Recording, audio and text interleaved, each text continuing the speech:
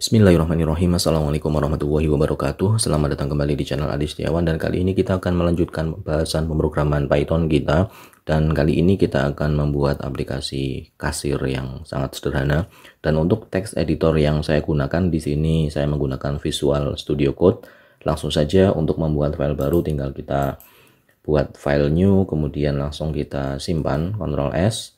Di sini saya simpan di desktop dengan nama kasir.py karena ini adalah bahasa pemrograman Python, jadi disimpan dengan ekstensi .py.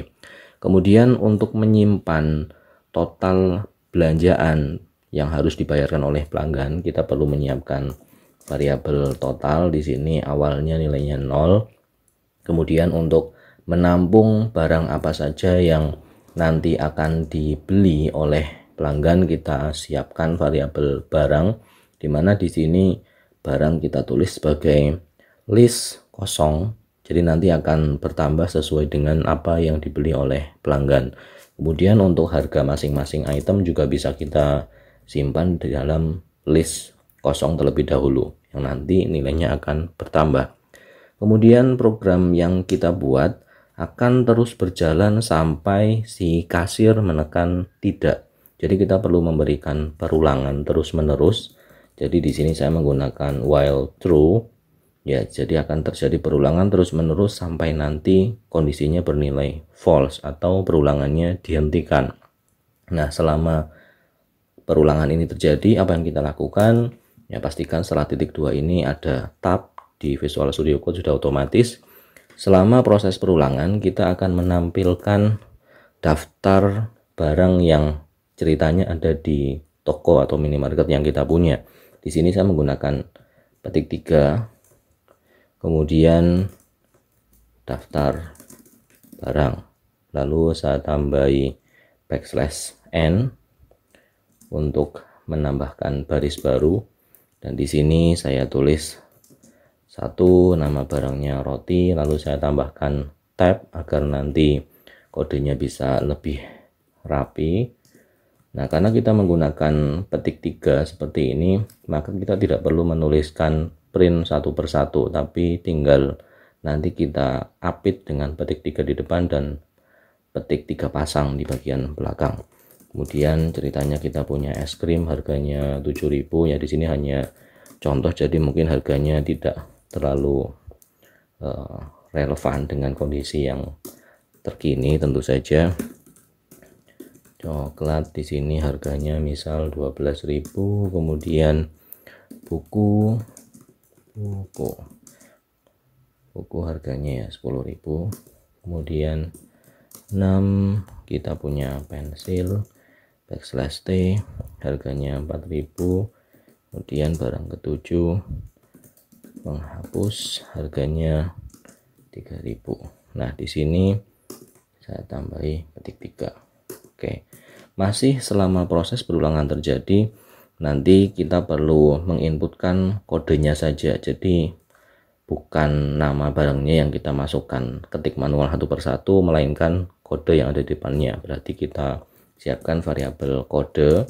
Karena kode ini kita tampung sebagai integer, maka perlu kita konversi sebagai integer, baru kita ambil inputnya, masukkan kode barang.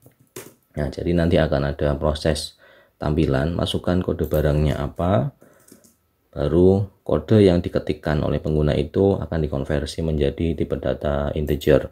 Dan ketika pengguna atau kasir ini memasukkan kode barang, nanti akan ada proses pengecekan jika kodenya sama dengan 1, berarti kasir akan memasukkan roti.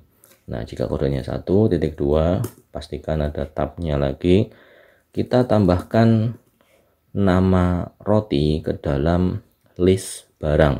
Nah, kita bisa menambahkannya dengan sangat mudah menggunakan perintah append, berarti barang.append roti.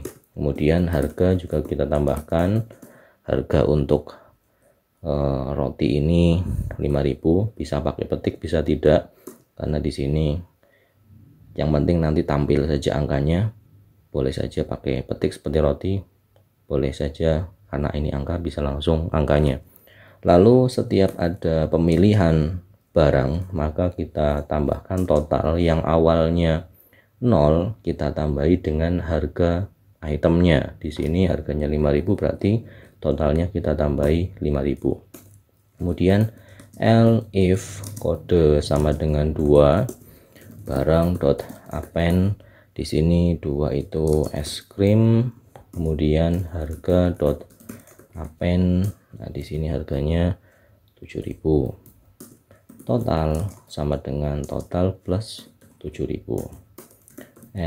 If kode sama dengan 3, jika kodenya 3, barang kita tambahkan keripik, kemudian harga kita tambahi dengan 8.000. Total kita tambahi 8.000. Jika barangnya berkode 4, barang.append coklat, harga.append 12.000. Nah, di sini kodenya memang agak banyak biar nanti lebih dinamis, dan tentu saja kalau kondisi real tidak akan semanual ini, tentu melibatkan database, tapi karena ini masih pemrograman dasar ya, kita buat yang dasar saja sesimpel mungkin, yang penting logikanya bisa masuk. Oke, untuk barang nomor 5 itu buku kalau tidak salah.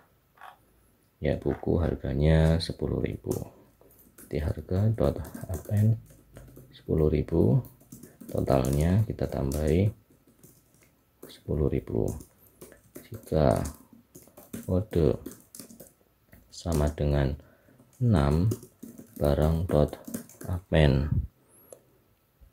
pensil, harga.append pensil harganya 4.000, total kita tambahi 4.000. Yang perlu diingat, setiap akhir titik 2 ini harus selalu enter dan ada tabnya. Itu yang biasanya kelupaan untuk Anda yang baru belajar bahasa pemrograman Python pertama kali. Oke, titik 2 enter dan tab, tapi di sini sudah otomatis, cerdasnya text editor yang modern seperti itu. Menghapus harga.append 7.000, kemudian total kita tambahi 7.000. Oke, jika kode yang dimasukkan ini ternyata bukan 1 sampai 7, nah ini perlu kita antisipasi dengan else. Nah, saat ternyata kodenya bukan 0 sampai 7, kita tampilkan saja pesan kode tidak valid. Oke, jadi awalnya akan ada perulangan, tampilkan daftar barangnya, kemudian masukkan kode. Jika kodenya dimasukkan 1 sampai 7, maka akan ada proses pengisian list pada barang dengan nama barangnya, kemudian pengisian list pada harga dengan isian harga, termasuk perhitungan totalnya. Jadi setiap kali memilih barang baru, nanti akan ada proses penambahan totalnya dari 0 tambah berapa seperti itu. Kemudian perulangan ini hanya akan berhenti saat kita menekan tombol tidak. Jadi di sini saya membuat opsi lanjut input, ya lanjut belanja. Di sini pilihannya ya atau tidak. Nah, jika lanjut diisi dengan tidak, maka tampilkan pesan kosong saja untuk enter ya, kemudian ada break untuk menghentikannya.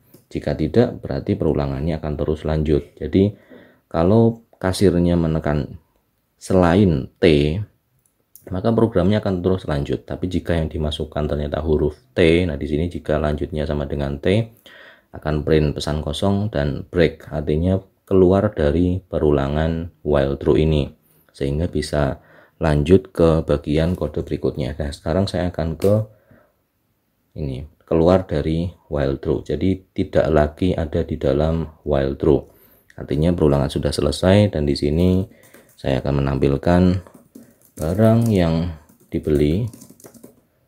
Nah, di sini kita tambahkan barang, kemudian print harga barangnya, kita tampilkan harga, kemudian total yang harus dibayar, total, kita tambahi dengan enter. Di sini bisa pakai petik 1, bisa pakai petik 2, tinggal kebiasaan Anda yang mana. Kemudian di sini akan ada proses pembayaran, jadi saya membuat variabel uang. Ini tipe datanya akan dikonversi menjadi integer. Masukkan uang pembayaran. Oke, kemudian di sini perlu kita cek karena untuk uang kan ada beberapa kemungkinan. Misalnya uangnya ternyata lebih dari total bayarnya, berarti kan harus ada kembalian. Nah, berarti kembaliannya di sini uang dikurangi total. Kemudian elif uang sama dengan total, nah berarti uang pas. Kemudian selain itu tampilkan uangnya kurang. Nah, kurangnya berapa? Uang kurangi total. Oke, sampai di sini saya simpan. Kita coba jalankan. Dan kalau menggunakan Visual Studio Code, kita bisa menggunakan integrated terminal yang sudah ada di sini. Jadi tinggal kontrol backtick sebelah angka 1. Tapi biar tampilannya bisa lebih maksimal, saya akan membukanya dari terminal. Oke, saya simpan kodenya di desktop. Jadi saya masuk ke CD desktop. Nah, di sini saya punya kasir. Saya jalankan dengan Python 3 kasir.py. Ya, tampilannya seperti ini. Di sini ada sedikit tab yang agak aneh. Ya, di bagian 3000. Oke, karena tulisannya lebih panjang daripada yang lain, ini tidak masalah. Masukkan kode barang 1, lanjut belanja, ya. Daftar barang, masukkan kode barang, saya akan membeli es krim, lanjut belanja, ya. Kemudian saya beli pensil, lanjut belanja, tidak. Nah, di sini kita akan mendapati tampilan barang apa saja yang kita beli, termasuk harganya berapa, lalu totalnya 5.000 tambah 7.000 tambah 4.000, ya 16.000. Uang pembayaran di sini saya isi 20.000. Nah, kembaliannya 4.000. Oke, saya coba ulangi. Masukkan kode barang 2, belanja tidak. Ya, barang yang dibeli es krim, harga bayar 7.000, total 7.000. Uang pembayarannya 5.000, ya uangnya kurang 2.000. Jadi gambarannya seperti itu. Ini tinggal dirapikan saja, ditambahi tab atau sebagainya agar bisa lebih rapi. Ya, ini tinggal ditambahkan saja atau ini dihapus.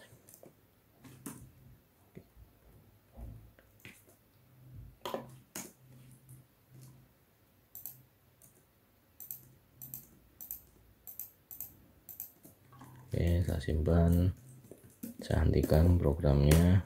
Nah, bisa lebih rapi. Masukkan kode barang 4, 6.